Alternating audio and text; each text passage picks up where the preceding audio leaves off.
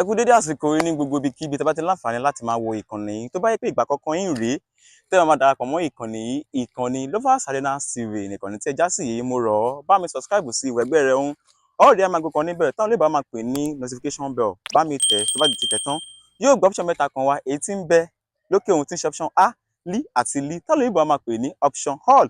Ó ní kó bá mi tẹ̀ tó bá ti tẹ̀ tán yọ̀ǹda rẹ̀ láìkì fídíò tó ń wò lọ́wọ́lọ́wọ́. Ọlọ́run nípa náà fẹ́ mo fẹ́ sọ̀rọ̀ nípa Alhaji Oriyomi Hamzat olóore. Kọ́lọ́run ó ṣe gbogbo wa lólóore. Oriyomi Hamzat ọmọ wọn nílẹ̀ Ìbàdàn, ọ̀kan pàtàkì nínú àwa tí à ń gbóhùnsáfẹ́fẹ́, ògbóǹtarìgì nínú àwọn pèdèpèdè, ògúnnágbòǹgbò tí dátọ́ lẹ́nu ọ̀gbìn, ẹni tọ́lọ́run ọba mi ti gbé kọ́ọ̀lù ẹ̀ tí ọ̀pọ̀ nínú àwa tó kú ọmọ ọbẹ̀ lọ́hùn pé kọ́lọ́run ó jọ kó gbé kọ́ọ̀lù tàwa náà. Irọ́ ò da ẹni tí ń pa ò lálàáfíà.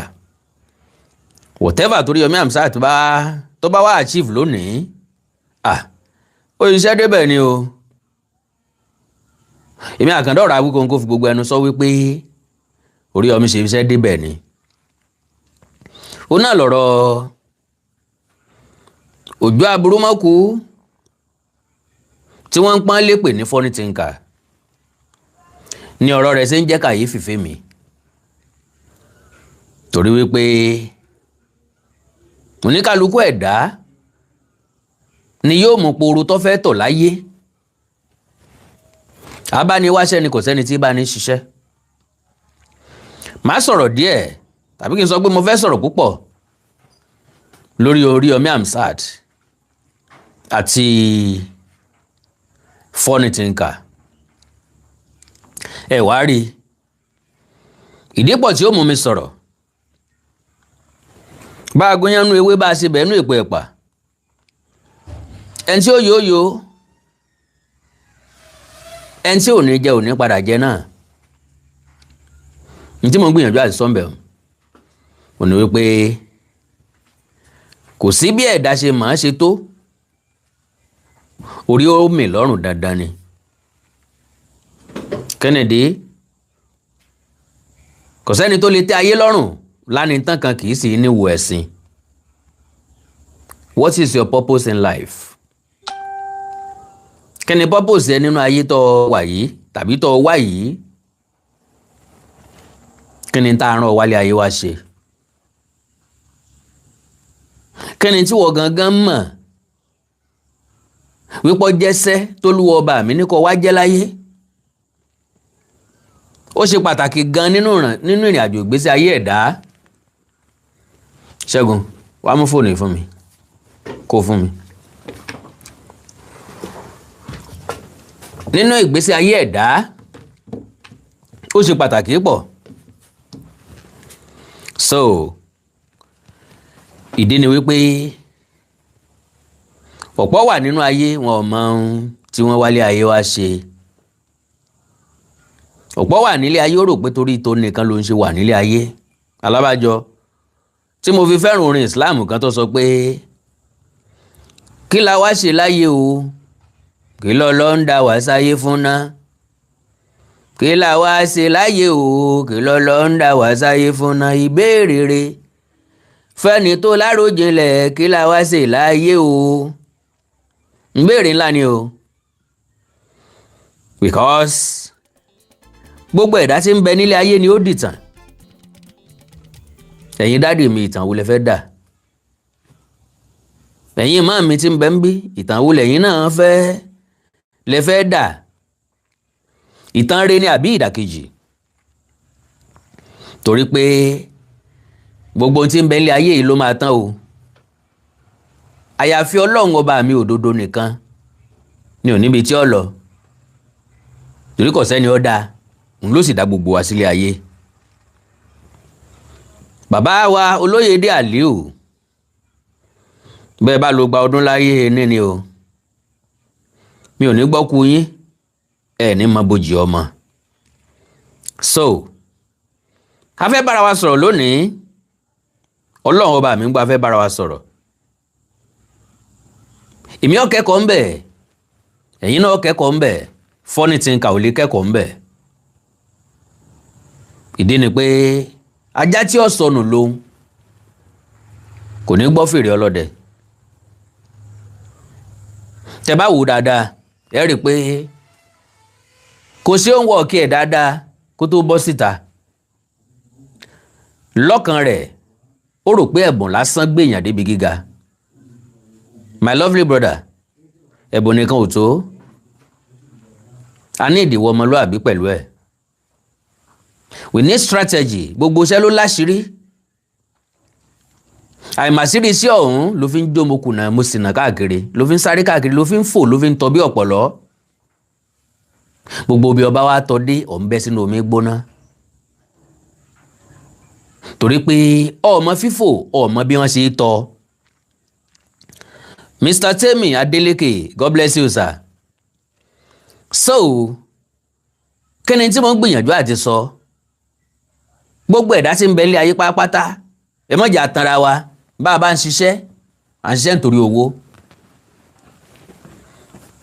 Ọlọ́run ọba mi náà sì ti sọ wípé iṣẹ́ tó bá ti gbàágùn lójú ẹni dandan ni kó wá ń jẹ fún ni màá sọ̀tàn méjì nínú ọ̀rọ̀ tí mo fẹ́ sọ yìí méjèèjì èmi ló ṣẹlẹ̀ sí because ojú aburú mọ̀kú tó gbéná wojú Oríyọmí Hamzat tó joyè aláròpin wípé Oríyọmí Hamzat ò lè wọlé gẹ́gẹ́ bí gómìnà ìpínlẹ̀ Ọ̀yọ́ kò sọ pé Oríyọmí Hamzat ò ní quality o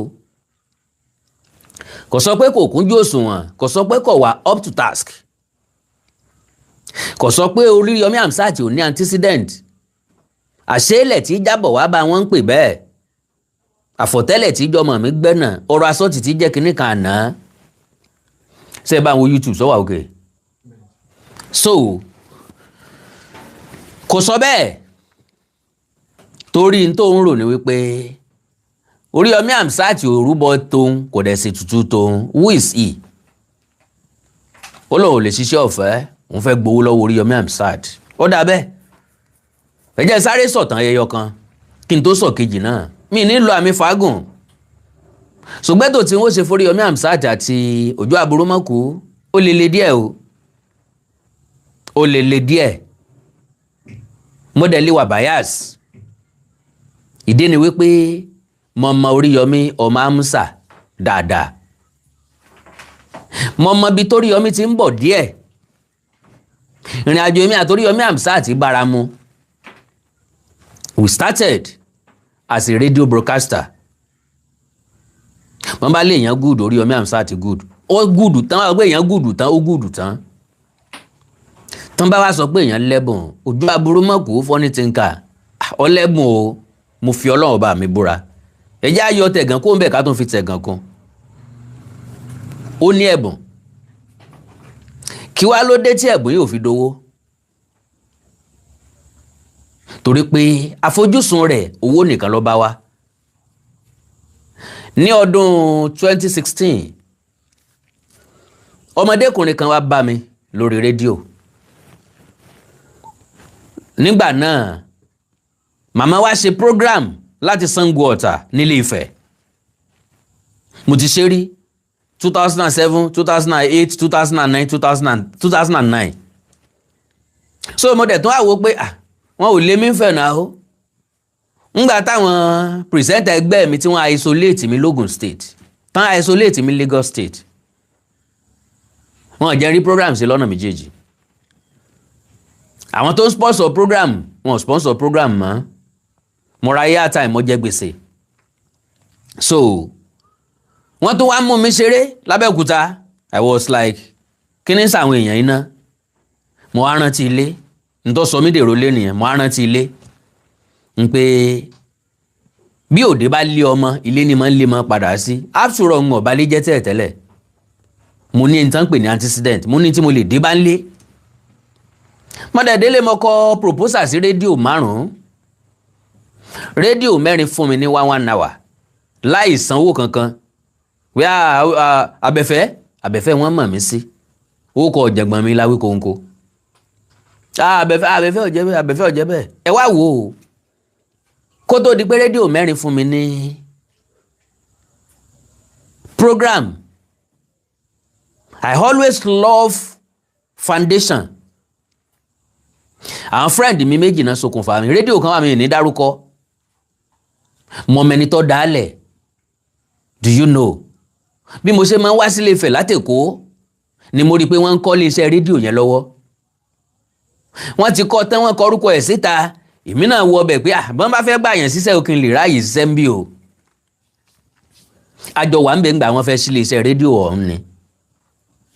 Ṣùgbọ́n wá tásìkò tí wọ́n gbàyàn síṣẹ́ mo mú proposal lọ mo ṣe demo oríṣi méjì mo mú lọ wọn ò mọ̀ fún mi program o. Àwọn tán because wọn ò mọ stuff mi wọn ò mọ nǹkan tí mo ní nínú mo wá ń pààrà gbogbo ìgbà tí n bá ti wá fẹ́ màá yà màá ní mo ní kí n check ni o. So colleague mi kan tí wá ń bẹ̀ tí nǹkan rí ò ní bàjẹ́ láéláé ẹ̀tọ́ wò ni ẹ̀tọ́ wò lórúkọ program ẹ̀ ọmọ ilé Ifẹ̀ ni. Ó ní mo wá bá pàdé ńjọ́ kan níbẹ̀ ó ṣe program àwa ni abẹ́fẹ́ ó tún jọ́ mẹ́ta báwo ni gbogbo nǹkan àdẹ̀jọ sọ̀rọ̀ ó ní kí ló dé tí mi ṣe program bí mo ní mo ti mú proposal wá nísìnyí àbí mo ti ń pààrà nísìnyí kan tó ṣí rárá ni. Ó wá ní kí n má wọ́ọ̀rì ó ní wọn mọ̀ ọ́ àwa làwa mọ̀ ọ́ 2 hours program ló ń ṣe. Ìjọ́ àkọ́kọ́ ó gbé mi wá sórí program ẹ̀ lọ́sẹ̀ kejì ó pín program ẹ̀ sí méjì. Can you do that? Ẹ̀tọ́ wò gbogbo ìgbà tó lò láyé ò ní tọkòrò wò lágbára Ọlọ́run. Ẹ̀tọ́ wò ó pín program ẹ̀ sí méjì òun ó ṣe 10 to 11 èmi ó ṣe 11 to 12. Mi ìṣẹ́jú episode méjì lọ ẹni tó ní iléeṣẹ́ rédíò nìkan mú mi wá. Wọ́n fún mi ní program wọ́n fún mi ní time tèmi láàyè ọ̀tọ̀. Mo ti ń pààrà àwọn ò fún mi ní program tẹ́lẹ̀ o. Ní tí mo ń gbìyànjú àti sọ fún Funny Thinker òun ni pé gbogbo nǹkan kọ́ lè yàn fowó bẹ̀rẹ̀. Gbogbo nǹkan kọ́ lè dá fowó bẹ̀rẹ̀.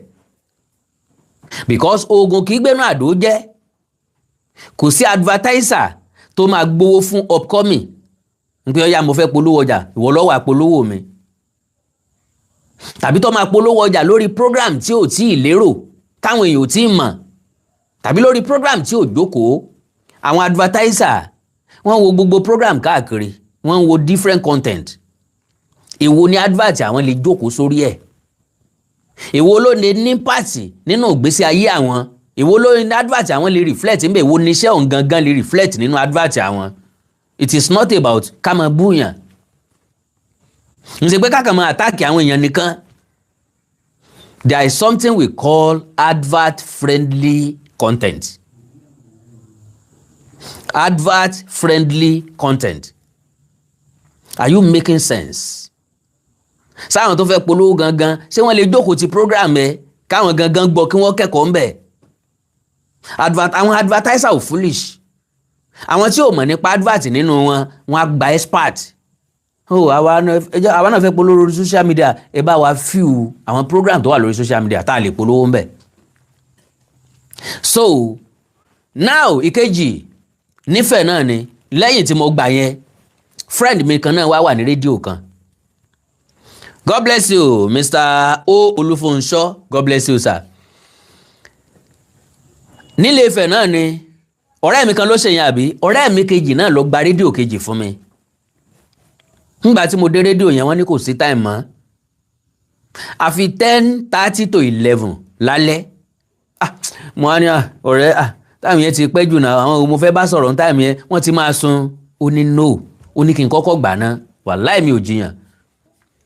Wọ́n ní 10 to 10:30 lálẹ́ ló wà. Mo wá ní kan fún mi.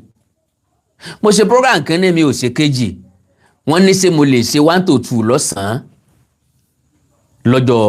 sọ́jọ́ ọ̀dà ìpọ́jọ́ Wednesday náà fún mi ọjọ́ Wednesday àbọ̀jọ́ Thursday either of the two. Mo ní kò sí tó dùn bí àrùn ibà bọ́n ṣe fún mi ní 1 o'clock nìyẹn to 2 o'clock mi ò kí mind the time nípa program. So lẹ́yìn ẹ̀ ibẹ̀ ni mo ti dé rédíò méjì míì.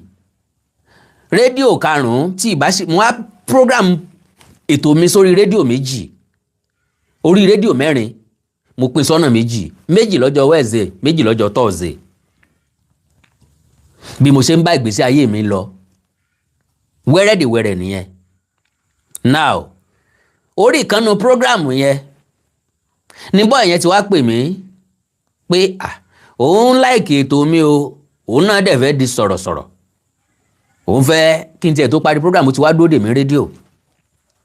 So ilé mi ò jìnnà sí rédíò, àwa jọ ń fẹsẹ̀ rìn lọ, mo á ń fọ̀rọ̀ jomitoro ọ̀rọ̀ pẹ̀lú ẹ̀. Kí ló dé tó fẹ́ ṣe program? Because àwọn tá jẹ́ presenter a máa ń béèrè lọ́wọ́ èèyàn tó fẹ́ ṣe kí ni interest yẹ.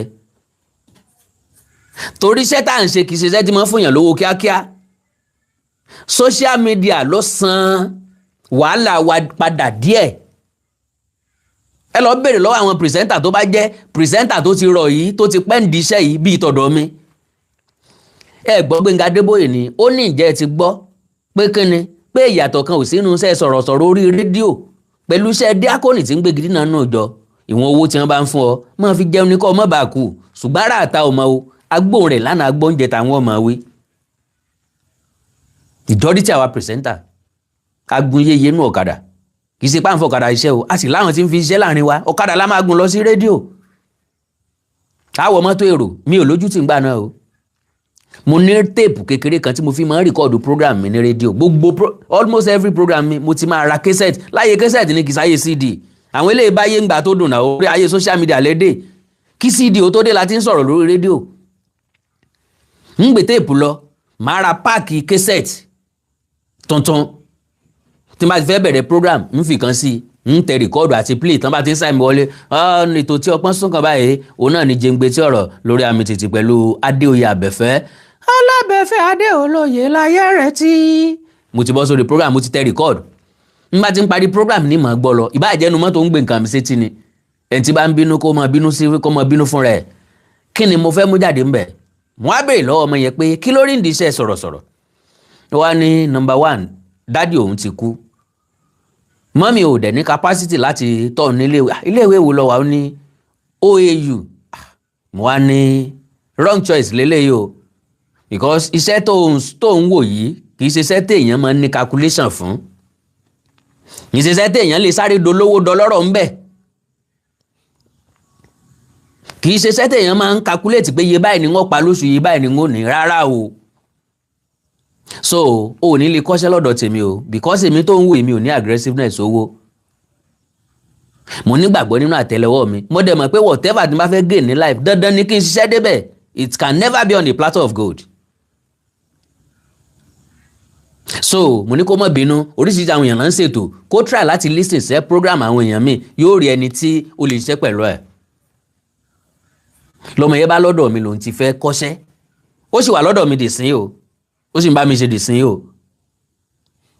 Ó wá lọ́dọ̀ mi gangan lòun ti fẹ́ kọ́ṣẹ́, mo wá ní wàá change ideology ẹ, wàá change mentality ẹ, wàá calm down pátápátá, kò ní sí aggressiveness gbé ohun tí mo fẹ́ fi gbọ́ bùkátà ara mi, no o. Kó tó lè fi iṣẹ́ kan gbọ́ bùkátà rẹ̀ ó kọ́kọ́ ṣe lọ́fẹ̀ẹ́, ó kọ́kọ́ dánra wò dáadáa ń bẹ̀. Gbogbo wa la ti ṣerú ẹ̀ sẹ́yìn, gbogbo àwa tá jẹ́ pìrìsẹ́ńtà, kò sẹ́ni tó máa sọ pé ìjọ́ tó ń dórí rédíò ni advert dẹ̀ bẹ̀rẹ̀ sí pọ̀, lówó dẹ̀ bẹ̀rẹ̀ sí ya wọlé, including our boss tó jẹ́ Gbénga Adébóyè, kọ́lọ̀ wọn dẹ̀lẹ̀ fẹ́yàn rẹ̀. Ewi 5 minutes ní Gbénga Adébóyè fi wọ rédíò Lagos kí n gbé ọ̀rọ̀ àbí ọ̀rọ̀ kàbìtì. Ewi 5 minutes recording lolúgbénga Adébóyè Àbẹ̀fẹ́ jẹ́ ń gbé tí èlé ọkọ̀ Láwùmí ọkọ̀ Ọmọlára ló fi bẹ̀rẹ̀. Ńgbà tí wọ́n rí ti ń bẹnu ọpọlọ ẹ̀nà tó fún láàyè. So number 1 mo change mentality ọmọ yẹn, ọ̀rẹ́ ọkàn ẹ̀ sílẹ̀ pátápátá. Ọ̀rọ̀ mi wá dàbí ọ̀rọ̀ Jésù. Kí ni wọ́n ṣe wọ́n pẹ́já? Gbé àkéte rẹ̀ lẹ̀ kó sì wọ́n tẹ̀lé mi. So now back to ọ̀rọ̀ Oriyomi Hamzat àti Funny Thinker. Oriyomi Hamzat ti pay dues ẹ̀. Àsìkò èrè lọ́wà. Lábẹ́ tó dùn má àtẹ́ntí ò dùn, mẹ́ tó fẹ́ràn rẹ̀ àtẹ́ntí ò fẹ́ràn rẹ̀. Àsìkò tí ẹ̀ lọ́wà, and I love him so much. Why? Torí ìdí tó pọ̀. Àwọn tó mọ̀ pé mo ti ṣe program lórí Agidigbo FM rí. ọjọ́ mo débẹ̀ náà fún mi program Oríyọmí ò sọ pé kán sọ pé kí n lọ mú demo wá tàbí proposal kankan ó kàn ní wọ́n ti sọ pé mo débí onímọ̀ ṣe onímọ̀ rí time oníkàkà kí n má rí time ó lóun ó fún mi kan nu time program o mo bẹ̀rẹ̀ program ó tún ní tí ò bá tó ti má fẹ́ time sí kí n sọ fóun o èmi ni mo ní kò convenient fún mi láti máa wá sí Ìbàdàn lọ́sọ̀ọ̀sẹ̀ láti Ilé Ifẹ̀ pé kì í so orúkọ ni mò ń wá káàkiri mọ́ ìwọ̀nba orúkọ tèmi náà ní mo fẹ́ fi jẹun more than 22 years in broadcasting ó ti tó mo ti ṣiṣẹ́ ilé tèmi náà bá ṣe wọn ṣe kí n máa rówó gàrí àtowó panla tí ń fi tẹ̀bà tí ń fi ra panla sórí ẹ̀ so àkọ́kọ́ nìyẹn ẹlẹ́ẹ̀kejì ni wípé nígbà tí ojú ogun le Oríyọmí ọmọ Amusa dúró láyé gómìnà kan àná púpọ̀ nínú wa mọ̀ tó ju Oríyọmí Hamzat rí ó dá lárin kiri Ọlọ́run ló mọ̀ bí ṣe é ṣètò ẹ̀ ló fi dèrò lé padà so whatever tó bá gé ní lónìí kò fi towó síwájú ìyàtọ̀ yẹ ká jẹ́ǹdì sẹ́tà ń ṣe yìí á ti jẹ́ èmi àkàndọ̀rọ̀ akóńkó ti ta sí àánú ilé mi láti sanwó program lórí rédíò rí mo ti l'accident lọ́nà rédíò rí mo ti wá látèkó sí Ilé Ifẹ̀ tó jẹ́ pójò pa mí défẹ̀ ni tí mo dé rédíò tán ní kò síná wọ́n láwọn tí ń bọ̀ nípo látara àwọn òdẹ̀lé bọ̀ nípo mọ́ so dẹ̀yìn táìmù program mi kan tó tán jẹ́ ìní padà wọ́n ti schedule ẹ̀ kò ságbára tí mo fẹ́ ṣàkóso nǹkan tí mo fẹ́ ṣe mo ń láti padà sékòó bẹ́ẹ̀ lọ́wọ́ bẹ́ẹ̀ ẹ̀yin náà wo wàhálà yẹn all the way from Sango Ọ̀tà down to Ilé Ifẹ̀ mo dé Ilé Ifẹ̀ wọ́n ní mi lè ṣe program ẹni tó jẹ́ producer program ni ẹ bá dẹ̀ help mi ẹ bá dẹ̀ pè mí náà o fóònù ti wà láyé ìgbà wọn ẹ bá dẹ̀ pè mí sódà kí n má wulẹ̀ dààmú wa pé ok o bẹ́ẹ̀ báyìí lẹ ṣe ń yọ epo lò báyìí dísù lò báyìí o mi ní wà ta ni mo fẹ́ mú sí i now funny thing ká wá jáde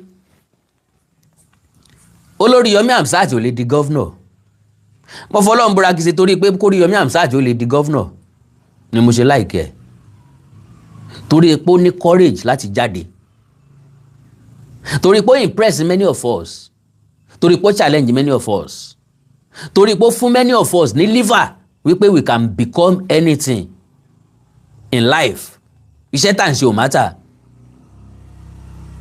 courage yẹ kó contest kó wọlé it will be our happiness kó wá contest kó tún má wọlé àwa yóò tún congratulate ẹ at least pọ́ láyà láti jáde láti díje dupò gómìnà ó tèkì nǹkan tó pọ̀ ńgbà t'Oríyọmí ti wá ń gbàpò tí tó ti show interest ni mo ti máa ń sọ wípé Oríyọmí Hamzat is somebody like me tí ò lè náwó tó bá fẹ́ dupò òṣèlú èmi ò lè ṣe politics ní tèmi o I don't have interest and I will never have interest in it why torí mi ì lówó tí mo fẹ́ ná owó oúnjẹ lèmi ń rí azin kí n lè sanwó iléèwé àwọn ọmọ mi kí n má jẹ́ bàbá yẹ́wúgẹ́ bàbá lásán eléyìí ò lè mi rí mi ò rówó tí mo lè fẹ́ nìkan tẹ́ máa sọ pé kinní kan leader àwọn youth leader kan rèé o a gbọ́dọ̀ rúbọ wọn o àwọn party chairman kan lélẹ̀ o God forbid bad thing kì í sowó tí mò ń tẹ́lẹ̀ jọ ní sílẹ̀ kan sílẹ̀ méjì ní màá lọ kó fẹ́ nìkan so irú èèyàn bẹ́ẹ̀ Oríyọmí Hamzat Oríyọmí ò lè náwó tó bá fẹ́ díje why torí kò rówó bìrìbìrì kò sí money laundering kò sí politics tẹ́lẹ̀ kì í ṣe pọ́n kówó kan sí lọ́wọ́ rẹpẹtẹ iṣẹ́ tí ń ṣe níṣẹ́ táwọn èèyàn jẹ́ ń bẹ̀ tí ó san sálárì fáwọn èèyàn táwọn náà rí nǹkan mú lọ lé fún mọ̀lẹ́bí wọn so ojú aburú mọ̀kú wá lóhun pé Oríyọmí Hamzat pé òun pé iṣẹ́ ló délẹ̀ ọmọ aláṣẹ jẹ àwọn o kí àwọn kó jẹ́ káwọn ọjọ́ ṣe káwọn ọjọ́ dẹnubó kínní yìí ẹni ó bá sínwín bí òkú ìyá ẹni bá bá ya wèrè bí òkú bá bẹ́ẹ̀ kò tí ì pọ̀ lápọ̀jù ọ̀rọ̀ ẹnìkan ló tún gbómi ń kẹ́sẹ́ lórí ọ̀rọ̀ tí mo fẹ́ sọ yìí ẹ̀gbọ́n tó ń tàn sọ ni ó ní sáà fẹ́ kí funny thinker kó polówó politics lọ́fẹ̀ẹ́ ni mo á fẹ́ sọ fónítọ̀ ń pé bí ò bá sí nǹkan kan kò lè sí nǹkan kan bí èmi Àkàndọ̀rọ̀ Awikonko ò bá pay sacrifice ẹ̀ ní mọ̀ mí and that was 2013 iṣẹ́ tí mo ṣe fún ewì tí mo kọ́kọ́ ṣe jáde olóṣèlú ni wọn ò rán mi kò sẹ́ni tó bẹ̀ mí mo kàn déédéé rò fúnra lára mi Ṣàngó Ọ̀tà náà ni mo dẹ̀ bẹ̀rẹ̀ sí compose pé lọ́sùn ìpínlẹ̀ mi ni ìntẹ́gbẹ́ báyìí ṣe ìntẹ́gbẹ́ báyìí ṣe no èèyàn báyìí ló wà interest ni mo ní interest nínú ẹ̀ that was Ọ̀túnba Iyọlá Omiṣore kò mọ̀ mí rí kò mẹ́yẹ tó sun mí o mo rí ẹyọ kan tó ṣe tí mo fi pick interest nínú ẹ̀ solar street light tó ṣe ìkan wá bọ́ síbi tí mọ́mì mi ti máa ń dín àkàrà lálẹ́ so ó jàǹfààní fún mọ́mì mi solar street light tó ṣe ẹyọ kan bọ́ síbi tí mọ́ mi ìyá Àkàndọ̀rọ̀ Awikonko tí wọ́n ti máa ń dáná àkàrà lálẹ́ tí wọ́n tà mo wá wálé láti kó mo wá rí solar lélẹ́yìí ta ló ṣe wọ́n ní Omiṣore ni Omiṣore ló ṣe léyìí bí mo ṣe pick interest nínú ẹ̀ pé ó ń díje fún gómìnà rẹ́kọ̀dù tí mo ṣe tí n bá jáde pẹ̀lú ẹ̀ nígbà náà lọ́hùn Arẹ́gbẹ́ṣọlá sọ pé kí wọ́n pín mi kélekèle ni ìjọba Arẹ́gbẹ́ ní Ọ̀ṣun ó ti sú wa o ẹ jọ̀wọ́ ẹ bá mi kó gbàlẹ́ wọn ká fi gbá wọn lọ ìjọba Arẹ́gbẹ́ ní Ọ̀ṣun ó ti sú wa o ẹ jọ̀wọ́ ẹ bá mi kó gbàlẹ́ wọn ká fi gbá wọn lọ iná ò sí omi ò yọ ó ti sú wa o ìjọba tí ó ṣe nǹkan kan ẹ jẹ́ ká gbà wọn dà sómi ìjọba Arẹ́gbẹ́ ní Ọ̀ṣun ó ti sú wa o ẹ jọ̀wọ́ ẹ bá mi kó gbàlẹ́ wọn ká fi gbá wọn lọ kí ló mú tàn wá náà ẹnu dídùn ló fi tàn wá yé kí ló wá lò fún wa jìbìtì ló mọ̀ ló wọlé jìbìtì òṣèlú ká gbẹ́bí fáláre ká fowó rà níyàn ká kó lùdìbò wá láti Èkó jìbìtì ló mọ̀ ló wọlé ìjọba Arẹ́gbẹ́ ní Ọ̀ṣun ó ti sú wa o ẹ dákun ẹ bá mi kó ìgbálẹ̀ wọn ká fi gbá wọn dà sómi ìjọba Arẹ́gbẹ́ ní Ọ̀ṣun ó ti sú wa o ẹ jọ̀wọ́ ẹ bá mi kó gbàlẹ̀ wọn ká fi gbá wọn lọ ó yá bòròrò ọ̀tá ajé Arẹ́gbẹ́ṣọlá so tún ti dé kí ló ń wá ó tún fẹ́ ṣe gómìnà lẹ́ẹ̀kan sí ni èyí tẹ kú bá wa alákọ̀ọ́rí kìlárí mú olójú òun jọ ọmọ kínní kan yá kẹrù ẹ nígbà náà mo mú wá fáwọn ìsọ̀ǹgbẹ Omiṣore àwọn tó súnmọ́ Omiṣore wọ́n mú mi débẹ̀ n ò ráàyè Omiṣore mọ̀rẹ́ nìkan sọ pé òun lẹ̀gbọ́n Omiṣore òun fún wọn èèlò ni wọ́n gbà no wọ́n ti ẹ̀ sọ pé èèlò ni wọ́n gbà mo ní kán print ẹ̀ sí CD kán máa fọ́n lọ́jọ́ ìdìbò kán máa fi polówó káàkiri nǹkan kan kí n kàn gbọ́ fọ́ìsì mi lásán lo and behold ẹni yẹn ní òun ò mú mi rí Omiṣore ṣùgbọ́n àtẹ̀kọ́ ni mo ti mú wá ó fún mi 200,000 naira lọ́dún náà lọ́hùn that was 2013 àwọn Omiṣore tí mo ṣe fún ìjọ tí wọ́n mú mi dọ́dọ̀ ẹ̀ lẹ́yìn handshake ojú kámẹ́rà ni mo ti ń sọ yìí handshake ní Iyọlá Omiṣore fún mi ìbọ̀wọ́ lásán kàn bọ̀ mí lọ́wọ́ ẹgúsẹ́ o ọ̀tán náà nu mo rólówó náà nu ṣíṣí ò ti dé ẹ̀yọ lẹ́yìn ìgbà náà èmi náà sì lọ bẹ̀ mọ́ lẹ́yìn ìgbà náà ṣùgbọ́n lo and behold iṣẹ́ yẹn ló polongo mi because ìkànnú àwọn tí wọ́n rí lẹ́ni yẹn play ẹ̀ ẹni yẹn náà wá ń díje fún sẹ́nétọ̀ nípínlẹ̀ Ọ̀yọ́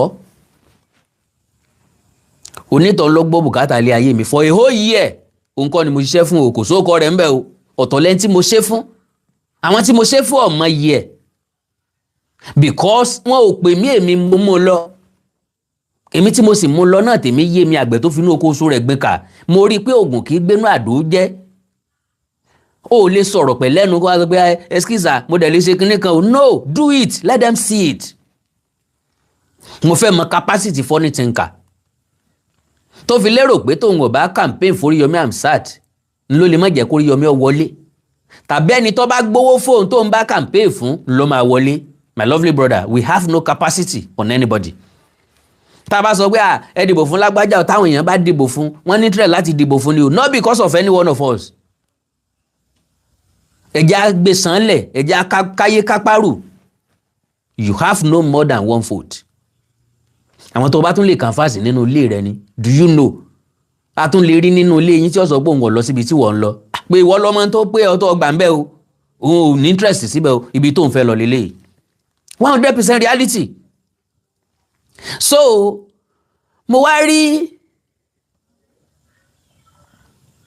Oriyomi is collecting contract ẹnìkan sọ̀rọ̀ kan bẹ́ẹ̀ yẹn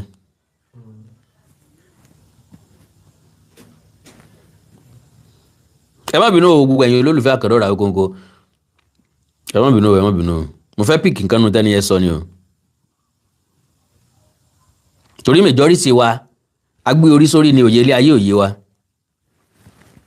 lára wa ládẹ̀ ń ba ayé jẹ́ because aggressiveness ẹlòmíì sólówó láti dolówó ń lọ ń ba gbogbo nǹkan jẹ́ ẹni sọ pé Oriyomi is collecting contract from Oyo government now yes torí pé ó ti ṣe sílẹ̀ àṣẹ́lẹ̀ ní jábọ̀ wá bá àfọ̀tẹ́lẹ̀ ní jọmọ̀ mi gbẹ́nà ó ti ṣe ń gbà tí ò lówó nú bówó bá wá dé nísìnyí àjẹmọ́nú ẹ̀ ni mi máa iṣẹ́ fólóṣèlú kan nísìnyí ó kọ́ mi lẹ́ máa wá sanwó fún nísìnyí because ẹ ti mọ stuff mi already kò sẹ́ni tí ó sọ mi pé Awikonko mo fẹ́ ṣiṣẹ́ rédíò kan nísìnyí kan á sọ pé kí n lọ ṣe demo wá ń sọ pé ṣé ti yín di sójú yín fọ́ níṣẹ́ ìmọ̀ mi níṣẹ́ ìrí mi ni why because mo ti kọ́kọ́ establish ara mi already kò só léṣèlú tí ó fẹ́ gbéṣẹ́ fún mi nísìnyí tí wọ́n sọ pé kọ́kọ́ lọ ṣe demo kan wá fún wa no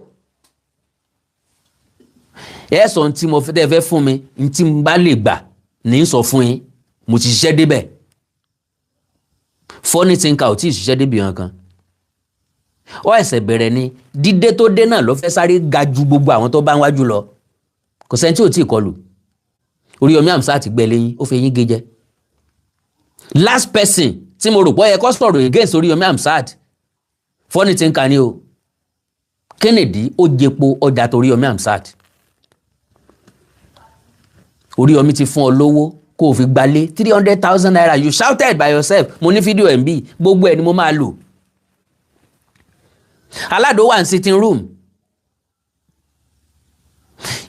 boxer lásán ló gbé jáde sí sitting room ọ̀wọ́ nǹkan kan gbé aládò ǹjọ́ ọmọ tí mo rí nìsín Alhaji Oriyomi Hamzat ti sẹ́ni 300,000 sí mi tó ń rá bàbá ńlẹ̀ pé kí n fi gbalé tó ń rá bàbá ńlẹ̀ ṣebí wọ́n ní gbà fún mórílẹ̀ ní gbà fún gbàdà lóko ọmọ oko tí ó jẹ búrẹ́dì bó náà bá fèsù ránṣẹ́ lé kò sí tó burú ń bẹ Yorùbá ní tó bá gbani kalẹ̀ lọ́jọ́ ogun ló yẹ àwárí fún bíi gbanigbani èyí tó bá gbanilẹ̀ lọ́jọ́ ọ̀ràn ló yẹ ká sátọ̀ gẹ́gẹ́ bí olùgbèjà bàbá wa rẹni tó gbẹ̀mí ẹni là nínú dààmú dààbò ọ̀tọ̀ ọ̀yẹlẹ́ni tá a lè pé bọ̀ ńgbà tó dún pọ́ngùn rẹ̀ àwòdìbàrà gbogbo wa náà la níbẹ̀rẹ̀ bẹ́ẹ̀ láróríṣiríṣi làkọjá bẹ́ẹ̀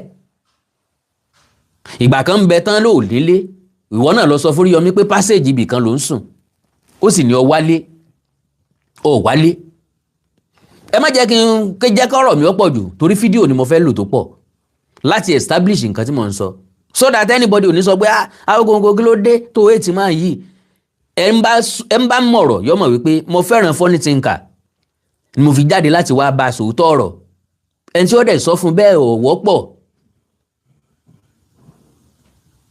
aládò tó fẹ́ gbìyànjú àti bá a sọ ìpè ní sẹ́ fún máa play gbogbo ẹ̀ mọ́ màmá já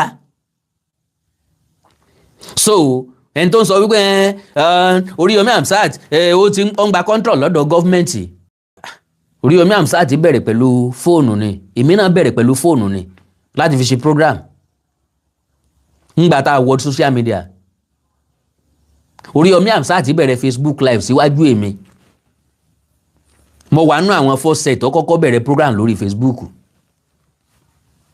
Oriyomi Hamzat ni ó bẹ̀rẹ̀ ṣáájú èmi lórí Facebook àwọn òkè ń package àìsí ìparọ́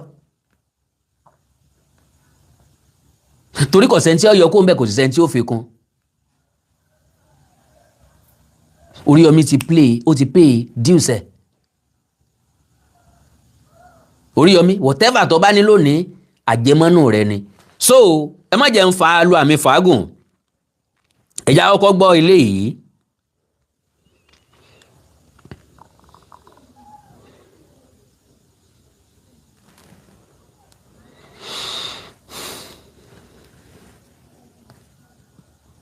mi ò ṣiṣẹ́ òṣèlú. ẹ máa gbọ́ o. mo nídìí owó. mi ò ṣiṣẹ́ òṣèlú, mi ì ṣe lọ́fẹ̀ẹ́ rí láyé, ì ń ṣe lọ́fẹ̀ẹ́ rí. tó bá ti bí nínú ẹ wá nà mí lé, kò sí bẹ́ẹ̀ ṣe sí, ṣe rí tọjọ́ sí. mo ṣe tí ò dáa, mo apologize. all fine, eléyìí ọ̀rọ̀ òṣèlú ni. ọ̀rọ̀ òṣèlú ni eléyìí. mo dẹ̀ pé inú mi dùn bí ẹ̀yin náà lẹ sọ pé ẹnu rẹ̀ láti kọ́kọ́ ń gbọ́ púpọ̀ nínú àwọn slang yẹn o. bẹ́ẹ̀ ni mo máa ń fara ṣiṣẹ́ bẹ́ẹ̀ ṣe ń wù mí yìí. torí ẹ̀ ló fi jẹ́ pé ìgbà tí mo dọ́dọ̀ àwọn bàbá ọlọ́pọ̀ èèyàn, mo sọ fún wọn, mo ní àwọn ará social media wọ́n máa ń pè mí lọ́dàlẹ̀ o, ọ̀dàlẹ̀ dẹ̀ ni mí o, kò sí lọ́nbẹ̀ o. ẹ gbọ́dọ̀ bẹ́ẹ̀ yẹn, ẹ máa gbọ́ lọ. ṣùgbọ́n tí wọn ò bá ti fi kún fún yín wípé tẹ́ ẹ bá gbéṣẹ́ fún mi màá ṣiṣẹ́ yín, ẹ má gbà wọn gbọ́ ọ̀rọ̀ náà pa o. sòkí lẹ́ ń bá mi sọ. bàbá yẹn yẹ ṣe dáadáa, ó sọ ọmọlúwàbí, kò tí ì gbéṣẹ́ òṣèlú gan fún mi gan, ó ní owó tó ti ná fún mi. tí n bá ń bá yẹn rìn mi kì í tọrọ owó lọ́wọ́ ẹ̀, ẹlẹ́dàá yín rí. bọ̀ tọrọ òṣèlú bá délẹ̀, mo ní iṣẹ́ tá a fẹ́ ṣe yìí o, iṣẹ́ tó tóbi ni o. tí ẹ bá dẹ̀ fún wa lówó, àwọn èèyàn bí yín máa gbówó wá o. tán bá ti gbówó dé, èmi ò ní lè rìjẹ́ẹ̀tì owó láti ta. Now Akèrègbè Ògún ni ó ju ebi àtòkùn sí. Business ló ń ṣe, not for interest. Àwa dẹ́ẹ̀dí ọ̀rọ̀ sísọ torí passion, torí ìfẹ́ tá a ní sí. Funny thinker, ẹ sọ nígbà ẹgbàágbèje pé mi Àkàndọ̀rọ̀ Awíkóńkó sọ wípé ọ̀bọ ni. Kennedy, oore tá a ṣe fájà ní gbé, èyí tá a ṣe fágbọ̀n ní jòdànù, èyí tá a bá ṣe fálìmọ́ ń jèrè, Ọlọ́run ọba mi nìkan ní sanni lẹ́san rẹ̀. Oore tá a ṣe fádìẹ ò gbé, bọ́dún bá dún a máa kán mi toro sí ni lẹ́nu, àbí bọ́dún bá parí bàbá fẹ́ sọdún ẹgbẹ́ ẹmú kan nú àwọn àkókò òun kẹ́ pa ìkan jàre, ẹmú kan nú gólóbà òun kẹ́ dú káfi sọdún kérésì, káfi kan sọdún ńlá, ìtúnú àwẹ̀ tí àbí àjíǹde tí ń bọ̀ yìí, ọ̀pọ̀lọpọ̀ adìẹ ni ó lọ sí. oṣù nù pálọ̀ wa lóòótọ́ o, oṣù sáyè ká gbé àwọn adìẹ tó ti yàgbẹ́ lẹ̀, ṣùgbọ́n yóò kan omi toro sí wa lẹ́nu, yóò kan omi toro sọ́mọ wa lẹ́nu. Ọ̀bọ nìkan ni olóore lára kọ́bọ̀, bọ́pẹ́ nu lé jù bẹ́ẹ̀ lọ, bí ọba fani lásọya yóò fọmọ ẹni lásọya. Ìran wọn ní funny thinker, kò sí oore tẹ́ ẹ lè ṣe fún láyé yìí, kò ní mínì lọ́dọ̀ rẹ̀. ńlọ́jẹ́ jẹ́pò náà ló tún wá padà gé Oríyọmí jẹ, ó bùjẹ lẹ́yìn gidi háì. ok, ìrìn àjò ayé ẹ̀ ọ̀dẹ̀ báláǹsì, ogún tarí ọgbọ̀n kòrì, àkọ́ríkọ́dà rẹ̀ kí ló dà láti ìgbà tó ti ń polongo ẹnu. Kọ́lọ̀ nínú àánú ẹ̀ ó jẹ́ kó da nǹkan tó pọ̀, ṣùgbọ́n kí lè rí àti ju aṣíwájú lọ. Kí ló dé tí fi ń tako àwọn aṣíwájú, tí fi ń against àwọn aṣíwájú, tí fi ń bá àwọn aṣíwájú jà. Ọ̀rọ̀ òṣèlú náà ló jẹ́ kó di ẹni tí ń kọlu lóyè Sunday Adéyẹmọ Ìgbòho, torí pé òun wo pé ibi tó lóyè Sunday Ìgbòho ń lọ ń kọ́ níbi tó òun ń lọ. Àmọ́ bóyá ní tí wọ́n fẹ́ fún tọ́dẹ̀ wò pé ibi tí wọ́n ti recognize ó nu, kò sẹ́ni tó sọ pé kẹ́nìyàn kan máa ṣiṣẹ́, ṣùgbọ́n ká tẹ èèyàn mọ́lẹ̀ kó tó di pa gòkè ńlá Àkàndọ̀rọ̀ Awíkóńkó ń sọ̀rọ̀ lé lórí. So now, God bless you sir, God bless you ma, mi ní wáyé tí o. Now ńgbà tó ń sọ̀rọ̀ wípé òun òṣìṣẹ́ òṣèlú lọ́fẹ̀ẹ́, do you know pé election ń bọ̀ nípínlẹ̀ Ọ̀ṣun? Mo fi Ọlọ́run Elédùmarè ọba búra, mi ò kí ń náà kí ilé olóṣèlú, mi ì kọ lẹ́tà aṣẹ́ bí ẹ wá gbéṣẹ́ fún mi, ṣùgbọ́n mo ti mẹni tí màá support lọ́ṣun free of charge, láì lọ́bì, láì lọ́kòkó, láì wá nǹkan kan. Why? because I want good governance. Mo fẹ́ bi tí n ti lẹ́nu lọ́rọ̀ tó yẹ pé bí wọn ò bá ṣe dáa wọn lè jáde against wọn padà. Kì í ṣe ibi tí ojú tẹnu ó ti jẹ tójú ó ti tì. Kì í ṣe ibi tá ti jẹ dòdò tẹnu wa ò ti ní lè sòdodo mọ́. Brọ́dà wa sọ wípé ohun òṣìṣẹ́ òṣèlú lọ́fẹ̀ẹ́ rí ohun òdẹ̀ lè ṣe lọ́fẹ̀ẹ́ kò sínú dictionary tòun. Ẹ gbọ́rọ̀ ẹ̀ síwájú pápápá. Tí n bá fẹ́ reject owó láti ta yóò jẹ́ wípé mo ti gbowó níbi tí mo wà, owó tí mo wá gbà níbi tí mo wà ó lè má tó yìí tí owó tí mo gbà níbi tí mo wà ó lè má tó yìí tí wọ́n fẹ́ mú wá níta o, èyí tó fẹ́ mú wá láti ta lè dùn yẹn lọ o, all fine and good, màá mọ̀ pé mo ti gbowó, but mi ilé ṣiṣẹ́ òṣèlú lọ́fẹ̀ẹ́ wọn ò fi kọ́ mi. Mi ilé ṣiṣẹ́ òṣèlú lọ́fẹ̀ẹ́ wọn ò fi kọ́ mi. Okay? Nǹkan tí ọ̀rẹ́ wa ojú aburú mọ̀kú tó sọnù. Now, mò ń bọ̀ o.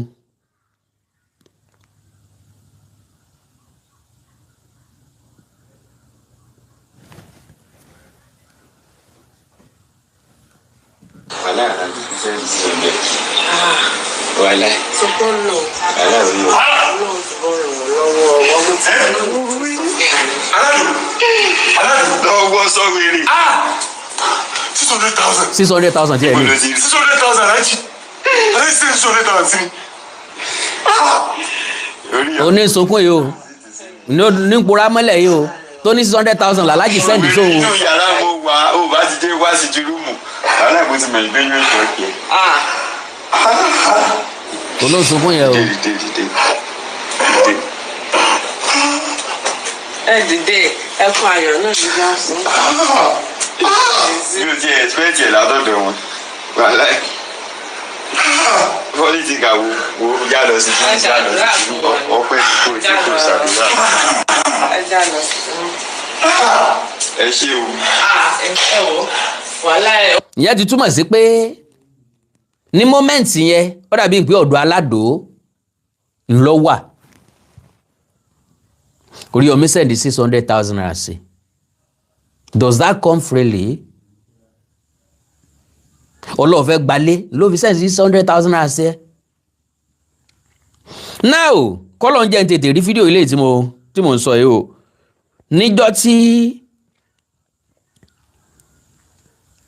Níjọ́ tó ń sọ̀rọ̀ Oriyomi náà ó ló sẹ́ndì 300,000 sóhun. Ẹ má bínú o.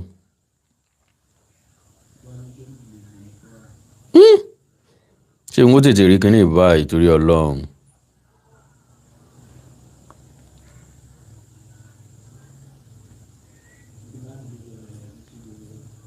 Fọ́nì ti ń kà yàtọ̀ sí eléyìí.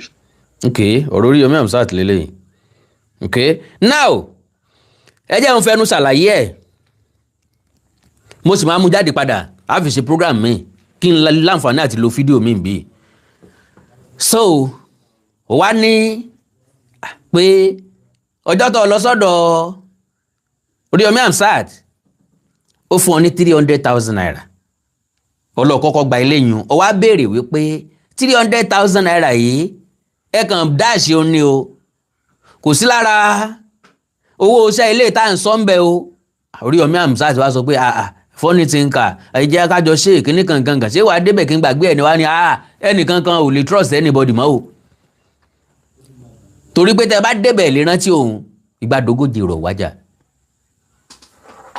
Lóòótọ́ loyalty máa ń wà. Lóòótọ́ lèyàn máa ń ṣe against loyalty ń gbà mí. Ṣùgbọ́n sacrifice kékeré ìdágbọ́lọ̀ dọ̀lú pay ẹ̀ fún ẹni tó ṣoore fún. Béèyàn bá wá moore láàfin pè lólóore. In tó wà ní ṣódà funny thinker ní pé talent nìkan ni ó sọ̀ndé èèyàn. Talent nìkan ó ti tó fóun láti jẹ́ tó ń fẹ́ jẹ́ náà kò rí bẹ́ẹ̀ o. Á lo ẹ̀bùn, á lo ìjọmọnìyàn, á fi òtítọ́ kún. Béèyàn bá fòtítọ́ kún ó lè dá tó bá fẹ́ dà o, ó lè mọ̀ pẹ̀ lọ́wọ́ ń tọ̀ ni. So ẹ má jẹ́ wá rìn jìnnà ń bo nìjà ti bẹ̀rẹ̀. Ṣé táìmù yóò tí ì lọ jù báyìí? Torí àwọn fídíò tí mo fẹ́ play náà dandan ni kí n analyze ẹ̀ n bá dẹ̀ play fídíò funny thinker dandan ni kí n fi Oriyomi Hamzat gbálẹ́gbẹ̀ẹ́ Oriyomi ò máa musa ok mi ní play fídíò tó gùn púpọ̀ ni lákọ̀ọ́kọ́ ṣé ẹ gbàgbé tó lọ sọ́dọ̀ Oriyomi ńlọ́kọ́ jáde fún Oriyomi ṣé ẹ mọ̀ tó sọ ńgbà náà kó lè wọ̀n rẹ́kọ̀dù ẹ̀já gbọ́.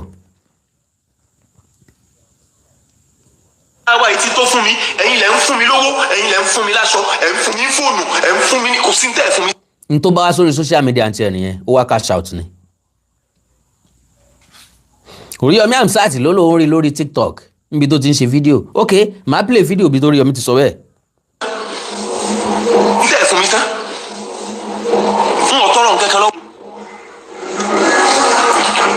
n ò tọrọ nǹkankan lọ́wọ́ olóore o. Oriyomi ní pẹ̀lú olóore. jẹ́jẹ́ mo kú jókòó jẹ́jẹ́ mo sì jókòó mi èé jàre ẹjọ́ kì í jẹ̀bi ẹjọ́. ẹ dákun ẹ̀yin alára wa ẹ má bínú èèyàn kórìíra ẹlẹ́jọ́ rẹ̀ èèyàn bá kórìíra ẹlẹ́jọ́ rẹ̀ yọ jẹ̀bi. aya tá a fẹ́ lóde ijó a lè gbé ọmọ wòran lọ́wọ́ ẹ̀yin alára wa. ìní olóore bá pé n tó ń ṣe program tó ń ṣe lórí social media káàkiri yẹn ó gbọ́dọ̀ ṣe mọ́ gbogbo tó o bá fẹ́ sọ wàá máa sọ gbogbo tó bá fẹ́ sọ wá máa sọ program tó ń ṣe lórí social media ó gbọ́dọ̀ ṣe mọ́ program tẹ́ni ṣe lórí social media lọ́dún ẹ̀yẹn ni bí ẹni èèyàn bí èèyàn lápá abidẹ́ tí máa fún mi ní gbogbo nǹkan tó dáa nú ayé lódìdí. Can you imagine lápá abidẹ́ tí máa fún mi ní gbogbo nǹkan tó dáa nú ayé lódìdí. At the end of this thing tó ń ṣe yìí ó padà kò yàtọ̀ sí pé ó ń tọrọ jẹ padà aládò lórí e ńlọ ní ọdún mélòó lọ fẹ́ sá káàkiri dà já lọ sọ́dọ̀ Oriyomi kárì dọ̀bálẹ̀ ká lọ bẹ̀bẹ̀ gbogbo fídíò ẹ̀ ni mo ní lọ́wọ́ máa ṣe ní ṣísẹ̀ntẹ̀lé torí bá a bá dá sọ fọ́ọ̀lẹ̀ sí là á paláró bá a bá la ọ̀lẹ́ níjà sí là á sìn délé bá a bá fẹ́ mólì ẹ̀jẹ̀ àyàn bá a bá sì ṣẹ́gun ọlọ̀ ìtẹ̀ká mọ́lọ̀ tẹ̀dẹ̀ torí òní kọ́ torí ọ̀la ni to the best of my understanding kò pọn dandan kí funny thinker ó polongo fún Oriyomi Hamzat tó bá jẹ́ pé bíi tífẹ̀ ti wà nínú iṣẹ́ tá à ń ṣe gbogbo pìrìsẹ́ńtà pátápátá lọ́yọ̀ state ló yẹ kí wọ́n advertise fún Oriyomi Hamzat free of charge gbogbo àwọn tó ní rédíò nípínlẹ̀ Ọ̀yọ́ pátápátá ló yẹ kí wọ́n níbi tí wọ́n ti máa lo jíngù Oriyomi Hamzat lórí rédíò wọn gẹ́gẹ́ bí solidarity pé ìkànnù wa lélẹ̀ ṣùgbọ́n ọ̀tẹ̀ ń bẹ́nu iṣẹ́ gbogbo tó wà káàkiri ọ̀tẹ̀ ń bẹ́nu iṣẹ́ tiwa náà àwọn àkùkọ gàgàrà kì í fẹ́ kéékèèké ọkọ̀ ìnirú Oriyomi Hamzat fi jẹ́ source of encouragement to many of us me cannot deny it gbogbo àwọn nǹkan tí ń ṣe ohun encouragement ni ó ń fún àwa náà ní liver bó ti ẹ̀ jẹ́ pé mi ò ní interest nínú politics but torí pé ó ní interest nínú politics yẹ. wọ́n ní kí n má ṣe mọ́ àkọ́kọ́ nù o. kò sọ pé má ṣe mọ́ o. a sì jọ sọ bẹ́ẹ̀ tẹ́lẹ̀ o ẹlẹ́ẹ̀kejì olóore bá tún pé. n tó sọ fún ọ ni wípé ibi tó bá ti wù ọ́ tó fẹ́ lò fún tó ń ṣe lórí TikTok o láǹfààní àti ṣe ó dẹ̀ o ti ṣe program nínú ọ́fíìsì òun rí kò síbi tó kí n ti ṣe bóun bá fẹ́ ránṣẹ́ gan bóun fẹ́ béèrè ẹ tán bá sọ pé òun ṣe TikTok lọ́wọ́ òun sọ pé kan fi ọ́lẹ̀ kan má dọ̀ọ́lá mú ó ní láti bàjẹ́ gbẹ̀yìn ọ̀bá bá àyàn ṣe mọ́ kò sí problem náà lọ́nlọ́ tiẹ̀ kó náà lọ́nlọ́ tiẹ̀. ọmọ agbóhùnmọ̀ kò ní sá wọ́n ní ọmọ wá sí orí ètò lójoojúmọ́. kò sọ fún ọ̀pọ̀ ọmọ wa lójoojúmọ́ nítorí Yomi sọ fún ọ ni pé bàbá fẹ́ ṣe program lórí Facebook lórí social media bá a ṣe wáyé bí mo ṣe wáyé mo lè prepare pé mo fẹ́ ṣe program lónìí o lè má wù mí mọ́ mo lè stop pé mi ò ṣe mọ́ ọ̀rọ̀ ti rédíò ò rí bẹ́ẹ̀ nítorí Oriyomi Hamzat sọ fún ẹnìyẹn o wípé rédíò yàtọ̀ sí social media o gbọ́dọ̀ máa wá lásìkò program ẹ program mélòó ló ní o ṣe ẹ̀ẹ̀kan lọ́sẹ̀ ni that means wàá lọ sí rédíò lẹ́ẹ̀mẹrin láàrin oṣù kan bó bá fẹ́ use mọ́ rédíò o lè mọ́ wà ń bẹ̀ Oriyomi Hamzat ti fún ọ ní every opportunity àkọ́kọ́ láyé ìgbà náà tó wó níyì ó ní kán máa san 100,000 naira fún ẹ bí ìgbésí ayé èèyàn ṣe máa ń yí padà kò jù bá náà lọ ẹ̀sùn tẹ́rẹ̀ntẹ́rẹ̀ ní ìdìbò at least 100,000 naira yẹn then yóò gbọ́ bùkátà kan nínú ìgbésí ayé ẹ̀ ntọ́ bá ní lórí TikTok yẹ ó tún fi mọ́ Facebook kò tí monetize ńgbà náà wọ́n ti wá monetize nísìnyí ó tún fi mọ́ ntọ́ bá dé lórí YouTube ó tún gbàjọ́ mọ́ bẹ́ẹ̀ dá sí máa ń kó nínú iṣẹ́ àtòsínú fẹ́ni tó bá ní ìtẹ́lọ́rùn bí irú tiwa bí n bá polówó ọjà kan bóyá lódidi oṣù kan bóyá owó ráìsì àpò kan ní ọ̀ka ó ti ṣe nù bẹ̀ nu mi ò ṣe wàhálà yẹn nu fẹ́ni tó bá ní ìtẹ́lọ́rùn tí í ṣe bàbá àwà bí irú tiwa contentment ni no aggressiveness to money because ipa ò lówó ọ̀nà méjì ló ti lè lówó is either you sell market is either you sell product or you render service ṣùgbọ́n owó ọ̀fẹ́ lórí social media ní ń pa fọ́nì tí ń kà á kú lọ sẹ́wọ̀n pé tí bá ń ṣe yahoo kó tó lè ní interest nínú iṣẹ́ gidi yọ̀pẹ́ àwọn tí wá bàbá àgbàlagbà tẹ̀ ń mọ́lẹ̀ kó kọjá bàbá ẹ̀ bá wá nǹkan bẹ̀ yẹn tí wọ́n dẹ̀ ń fún wọn lówó lójoojúmọ́ because àwa náà ni ìkan tó sẹ́kan láìfù tiẹ̀ tó ń bẹ́tà ó fún wọn lówó ó 1,000 ó 500 tán bá rí jọ lálẹ́ kò lè jẹ́ kí wọ́n ṣiṣẹ́ rí láyé mo ti try ẹ̀ tí mo rá àwọn ọmọ tó mugbó mo dẹ̀ á approach wọn pé jẹ́ òun approach àwọn ọmọ yìí bí n ò lè gbé bùkátà tó pọ̀ á rí lè tọkọṣẹ́ mẹkáníìkì tó yẹ pé tó bá ti rí àwọn spanner screwdriver nkankan yóò lè bẹ̀rẹ̀ iṣẹ́ padà mo approach wọn á rí lè tọkọṣẹ́ furniture tó yẹ pé tó bá ti rí hammer tó rí yọ̀ṣọ́ tó rí nǹkan fi wọ̀n nkankan yóò bẹ̀rẹ̀ iṣẹ́ jẹ́mi náà ṣe iṣẹ́ humanity iṣẹ́ ìwò lọ́kọ́ tó bá jẹ́ lè tágbára mi gbé láti ra irinṣẹ́ kí n ra mo wá rí i pé bọ́ ọ bá rà fún wọn tán wọ́n bọ̀ tó gba ṣọ́ọ̀bù fún wọn gan láàrin ọ̀sẹ̀ kan wọ́n ti ṣọ́ọ̀bù yẹn padà wọ́n padà sóríta irú wọn gẹ́gẹ́ bẹ́ẹ̀ ni bọ̀bọ́ yìí he only want money kò dẹ̀ fẹ́ ṣiṣẹ́ kankan kò dẹ̀ mọ̀ pé ṣẹ́ là á ṣe ká tó lówó kò wá rántí àlùbáríkà ọgbọ́n bí o tọ́jà gbé ń tà ní kò béèrè lọ́wọ́ orí owó do you know the secret of money ẹnikẹ́ni tó bá ti ní aggressiveness owó tó jẹ́ pé gbogbo nǹkan ìláyé owó ni owó máa ń sá fún wọn ni wọ́n máa le ló fi jẹ́ pé kọ̀ọ̀ká làparò òkè ewé ata ìtàtà dì òótọ́ ọnú ó jẹ́jọ́ ògùn lọ tó bá ń ṣe nǹkan you just continue doing what you are doing kọ́mọ̀ kọlù ọ̀tún kọ́mọ̀ kọlù òsì ó ti kọlù bàbá wa Àdábánijà Akọ́láwọlé Olóòtú ó ti kọlù Sunday Igboho gbogbo èèyàn pátápátá ní faragbọ́n ṣe ní fọwọ́ tọ́lẹ̀ ẹ̀lẹ̀ láti ń gbúra pé Adégòkè àbí Adélabú kí lorúkọ ẹ̀ Adébáyọ̀ Adélabú pé kò ní di gómìnà rárá kò lè di gómìnà bí ẹni pò ní pín gómìnà bí ẹni pò ní pín gómìnà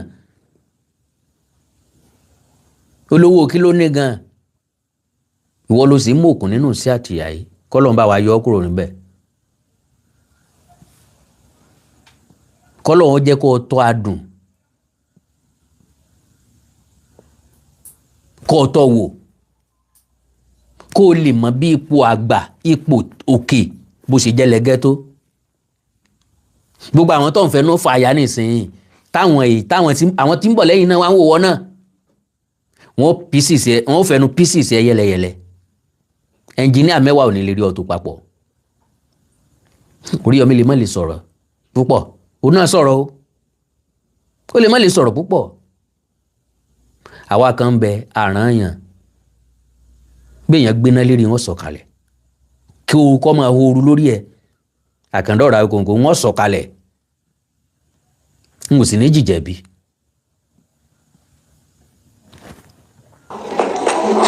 ẹ dákun ẹ̀yin alára wa ọ máa resume ní 7:30 àárọ̀ ó sì máa kú ní 7:30 alẹ́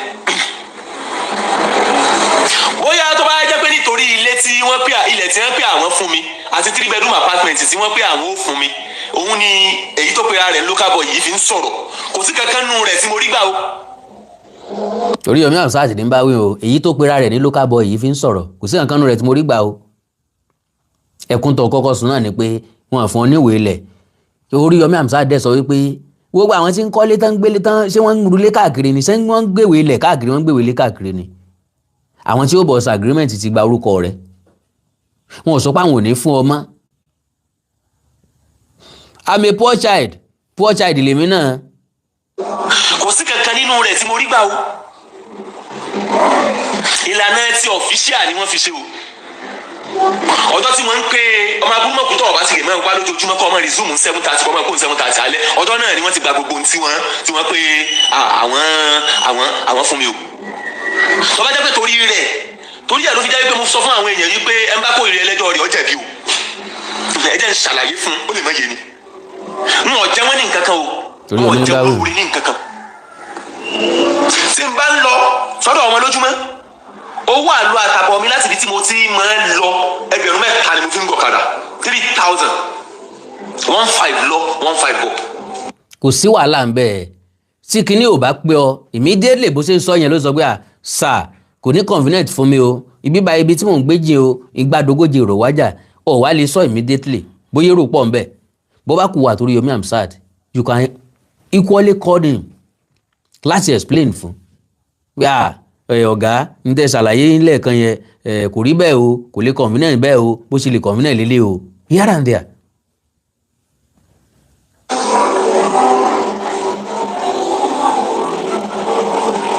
so tó bá jẹ́ pé torí ilẹ̀ tí wọ́n bá wọn fún mi òun ni eléyìí tí ń pera rẹ̀ local boy ló fi ń wá ó fi attention ni àbí ẹ̀yin alára wa ẹ̀sìn já fún tó bá jẹ́ pé torí ilẹ̀ tí wọ́n láwọn fún mi òun ni ó fi ń wá tí wọ́n ń sọ ogun tí ń sọ ń bì wọ́n ti gba gbogbo ohun tí wọn ò jẹ́ wọ́n ní nǹkan kan wọn ò fún mi ní nǹkan kan o gbangba wálé àláwà yìí o ẹni tó bá fẹ́ record tó bá fẹ́ ṣe screen record kọ́ máa ṣe o wọn ò fún mi ní nǹkan kan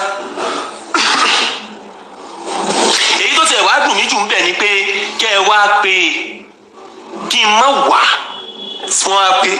wá sí ọ̀dọ̀ ẹ̀yin alára wa o gbọ́dọ̀ ṣe live video mọ́ o gbọ́dọ̀ ṣe live video mọ́ o gbọ́dọ̀ ṣe program kankan lórí ẹ̀rọ ayélujára mọ́. ṣé èèyàn kan lè sọ bẹ́ẹ̀ lílè tó yẹ pé gbogbo ayé ló ti dórí social media yìí kẹ́nìkan wá sọ pé lágbájá o gbọ́dọ̀ ṣe live video mọ́ o gbọ́dọ̀ lọ sórí social media mọ́ o social media dẹ̀ lẹ́ ti meet ara yín.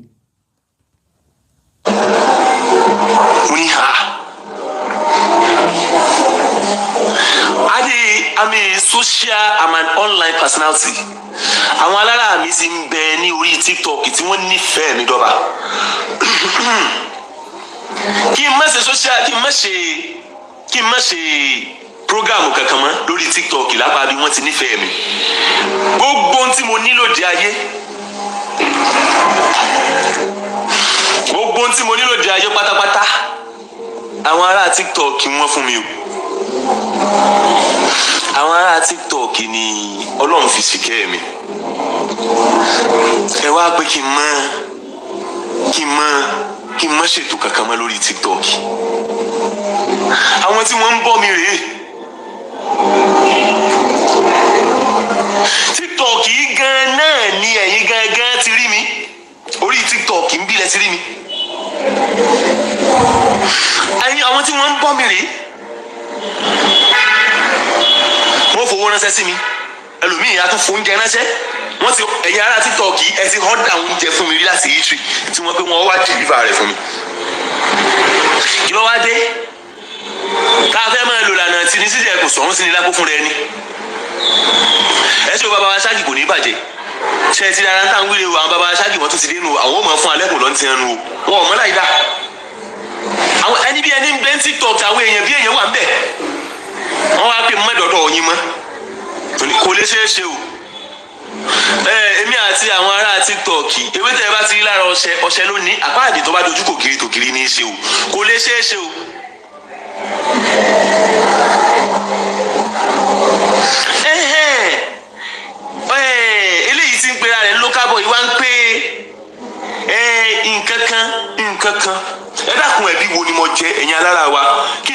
tẹ̀síwájú nínú ètò ẹbí wo ni mo jẹ aya tá a fẹ́ lóde ijó àwa pé ọmọ wòran lọ.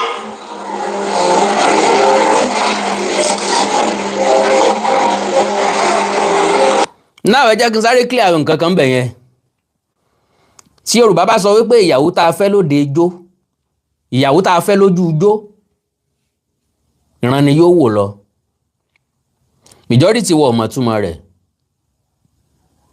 ọ̀pọ̀lọpọ̀ ẹ because tí n bá béèrè lọ́wọ́ yín nìsín pé dọ́sí mi pé kò sí ọkọ àtìyàwó tó jẹ́ pé patí ni wọ́n ti pàdé tán dẹ̀ jẹ́ ìyàwó àtọkọ alálùbáríkà fúnra wọn dọ́là ọ̀pọ̀lọpọ̀ àwọn èèyàn ọkọ àtìyàwó orí social media wọ́n ti pàdé wọn ò jàrí bẹ́ẹ̀ làwọn èèyàn kan dẹ̀ ń bẹ chọ́ọ̀chì wọ́n ti pàdé wọn ò láyọ̀ ànídàlẹ́rí àwọn èèyàn kan ń bẹ àsàlátù wọ́n ti pàdé inú mosque wọ́n ti ríra wọn ìjà ní bí orò tán bá sọ wípé ìyàwó tá a fẹ́ lójú ijó ìran ni ó wò lọ ó túmọ̀ sí alájòótà obìnrin tó jẹ́ pé ijó ni ń jó tà tá a wá rí lójú agbo tá a wá fẹ́ gbogbo ìgbà tó bá ti gbọ́lù etí rẹ̀ ọmọ ràn bẹ́ẹ̀ ni yóò wòran lọ ní iṣẹ́ tí ẹ̀ nìyẹn ní sí pé ẹni tá a fẹ́ lójú ijó àìmọye ẹni tó bá yàn lọ bí wedding tó mú ìyàwó bọ̀ ńbẹ̀ àìmọye ẹni tó bá yàn lọ bí ìsìnkú tó mọ́kọ bọ̀ ńbẹ̀ ń bójú ijó wọn ti pàdé ara wọn nígbà tá a bá ń jó lójú agbo lásìkò síra wa létí àmọ́ láìkẹ́ ọ̀ àmì náà láìkẹ́ yìí ìjà sọ̀rọ̀ lórí ní mo lè ní nọ́mbà rẹ lójú ijó tí ò sì ní wòran lọ. ẹbí wo mọ jẹ́ àwọn tí wọ́n ń ṣàánú mi àwọn tí ọba mi aláwùrà bí rán sí mi wípé kí wọ́n máa ṣàánú mi tí wọ́n ń fún mi lówó wọ́n ń fún mi lóúnjẹ wọ́n ń fún mi láṣọ wọ́n ń fún mi ní gbogbo ẹ̀ ẹ wá pé mọ́dọ̀dọ̀ wọn mọ́ tó bá jẹ́ yíká yìí náà ní tí wọ́n bí ẹ mọ́dọ̀dọ̀ àwọn tí ń ṣoore fún yín mọ́ ṣe é dáhùn ẹ̀yin alára wa wọ́n ní mọ́dọ̀dọ̀ yín mọ́mọ́ ni.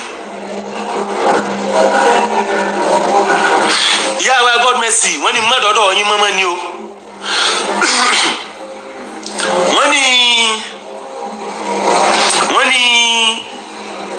wọ́n ní ẹ máa jí kọ́ńtẹ́ǹtì mi wọ́n ní kí n má ṣe live video mọ́ mo ní àwọn alára wa wo ni wọ́n fẹ́ jí kọ́ńtẹ́ǹtì mi sáwọn tí ń bọ́ mi kí mo ní àwọn tí ń bọ́ mi rè ẹ̀yin lẹ̀ ń bọ́ mi ẹ̀yin alára wa. alright ẹja fún lè ká gbọ́ èsì tí Oriyomi Hamzat ti fún because lẹ́yìn tó kù l'Agidigbo ńgbà náà ó lọ rédíò kan mi ní dárúkọ rédíò yẹn àwọn yẹn wá sọ pé àwọn fún ní platform fún ní program kọ́ wọn ṣe ń bẹ̀ my first question ni pé sọ sì ń ṣe program yẹn ń bẹ̀ ilé tá a fi tọmọ èrè ni ó wò then secondly gbogbo owó táwọn èèyàn yìí ń fún kí ló stop ẹ̀ ẹ̀já kọ́kọ́ gbé èsì Oriyomi Hamzat náà. mo lè sọ láfi wọṣẹ́ wò lé ákú láfi kú òǹbẹ.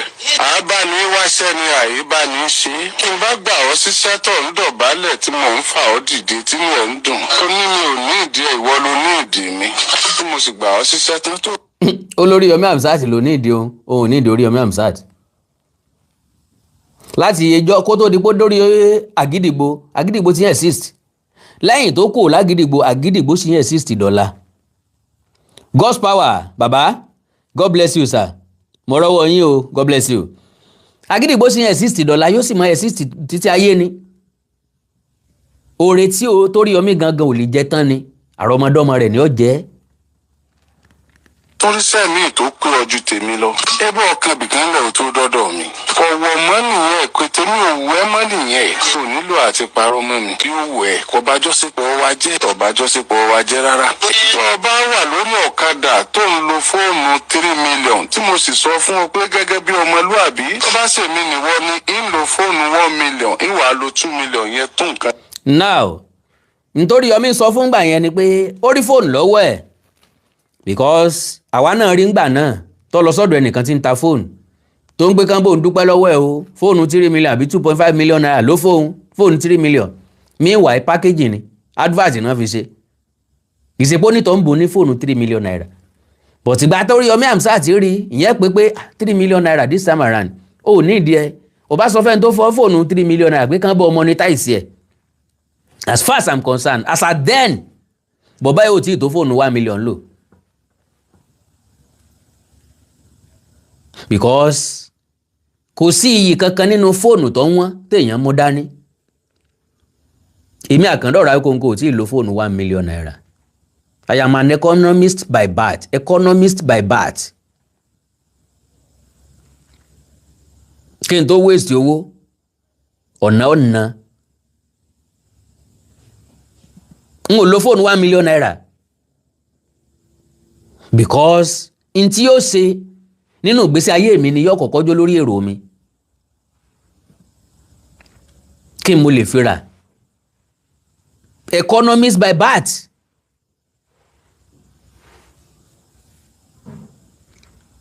So láti dédé fóònù 3 million naira kò sí nǹkan tó kàn anybody pẹ̀lú fóònù tó mú dání. Mo ti sọ́rí náà o ọmọ kan tí mo máa ń rajà lọ́wọ́ ẹ̀ wá rí mi ẹ̀gbọ́n ẹ láti change fóònù yìí o. Mo ń lò iPhone 11 Pro. Ló wá ní ẹ change ẹ̀ náà mo ní sí kínni. Ó ní sí at least iPhone 15 àbí 15 Pro mo ní fún kínni kí mo fẹ́ fi ṣe. Mo ní kó sọ fálù ẹ̀ kó sọ tí ó dà nínú ìgbésí ayé mi fún mi. Àkẹ́ upgrade náà ni ṣé wọn pé àsìn bẹ́ẹ̀ ṣe jẹ́ mo ní bí mo ṣe jẹ́ ní kínni. Mo nítorí mo lẹ́yìn ló wà fún. Because bùkátà yín ò tí pọ̀.